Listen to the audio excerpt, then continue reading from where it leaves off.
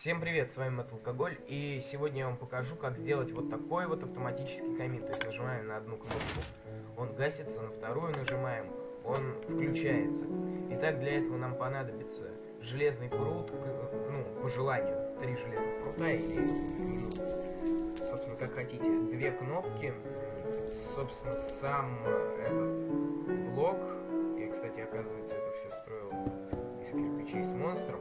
Ну да ладно, у меня легкий уровень сложности, липкий поршень, красная пыль, красный факел, раздатчик, огниво и адский камень. Сейчас, вот, адский камень. Сейчас я покажу, как его строить. Для начала роем вот такую вот ямку, ставим сюда липкий поршень, сюда адский камень, здесь ставим красный факел, здесь строим арочку. Сюда мы ставим раздатчик, в раздатчик засовываем огниво. Здесь ставим один блок и красную пыль. А здесь ставим вот так вот блок, пыль и вот таким вот образом. И здесь ставим 2 кнопочки.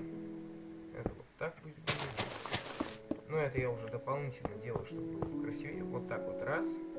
Тыкаем сюда, у нас, видите, загорается, тыкаем сюда, у нас тушится. Ну, тыкнем второй раз, у нас вроде как будет претензия на то, что он загорелся, но ничего не получится. И еще периодически в таких каминах нужно менять огниво, потому что оно стачивается, как и везде. Вот здесь, например, оно у меня сточилось уже немножко, у меня здесь даже 2 огнива специально сделано. Но здесь я делал немножко по другой технологии.